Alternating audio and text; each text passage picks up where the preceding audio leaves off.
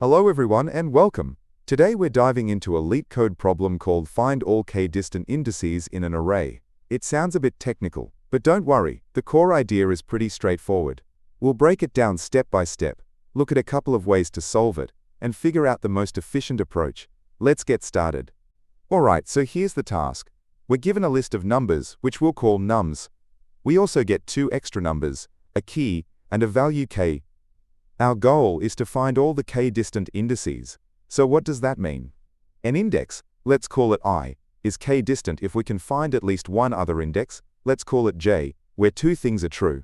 First, the number at index j must be our special key, and second, the distance between I and j must be k or less. The distance is just the absolute difference between the indices. Finally, we need to return a list of all these special I indices, sorted in increasing order. Let's walk through an example to make this crystal clear. Imagine our list of numbers is 3, 4, 9, 1, 3, 9, 5. The key we're looking for is 9, and our distance k is 1.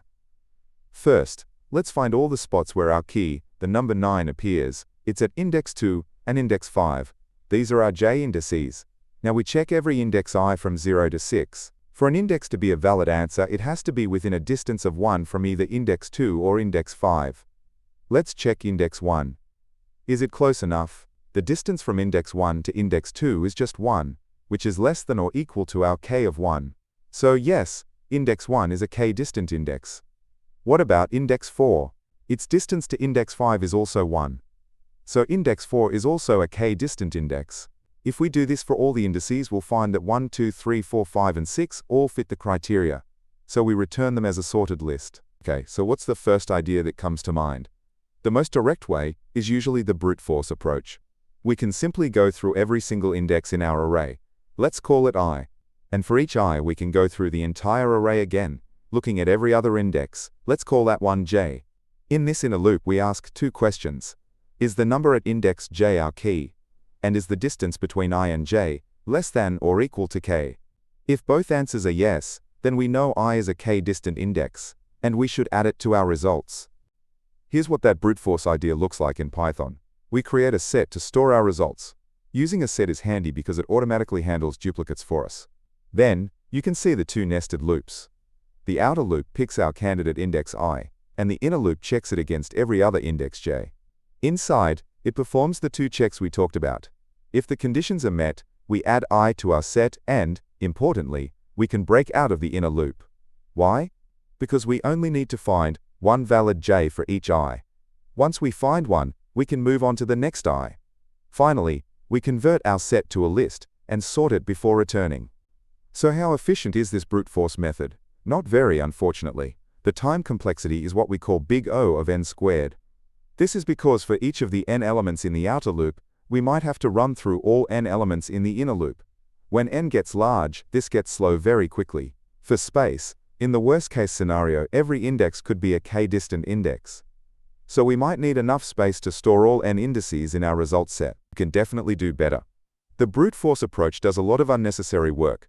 Let's rethink this.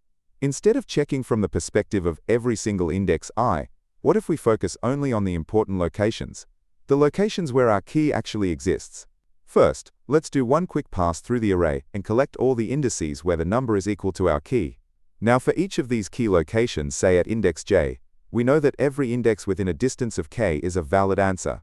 This creates a window of valid indices centered at j, from j minus k all the way to j plus k. So we can generate all these windows and merge them. But we can be even smarter to avoid sorting and handling duplicates later. Let's find all the key locations first. Then, we'll build our final result list from left to right. We'll process the key locations in order. For the first key location, we add its entire window of valid indices to our result. Then, for the next key location, we also calculate its window. But, we only start adding numbers to our result from where the last window left off. This cleverly prevents us from adding any duplicates and naturally builds our list in sorted order. It's a really neat trick. And here is the code for that much smarter approach. It looks a bit different, so let's walk through it. First, just as we planned, we make one pass through the nums array.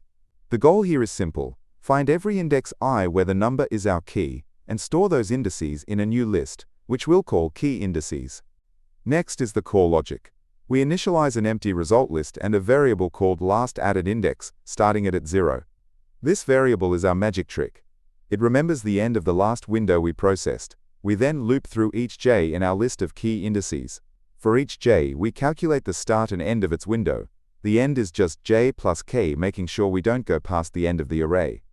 But the start is the clever part.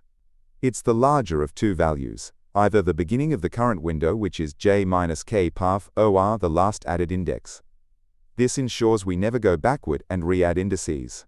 After we add the numbers from this new window, we update last added index, so it's ready for the next key location. So how much better is this new approach? A lot.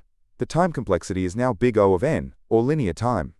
We have a couple of loops, but if you look closely, each index from the original nums array is only ever visited a constant number of times in total. This is way faster than the n-squared approach. The space we use is proportional to the number of keys we find, which we can call m sciences. This is for storing that list of key indices. In the worst case, m could be n, but on average, it's much better. So to wrap things up, what did we learn? The simple brute force approach of checking every pair is a good starting point, but it's often too slow for larger inputs. The key insight here was to change our perspective. Instead of checking from every index, we focused only on the important ones, the locations of our key.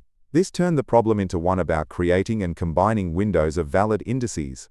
And we saw that with a clever variable to track our progress, we could merge these windows in a single, efficient pass, giving us a sorted, unique list, without any extra work. I hope that breakdown was helpful and made the solution clear. If you found this useful, please hit the like button, subscribe for more Leetcode explanations, and feel free to leave any questions or comments below. And hey, if you're feeling extra generous, you can always support the channel through the Boba Fund. Thanks for watching, keep up the great work, and I'll see you in the next one.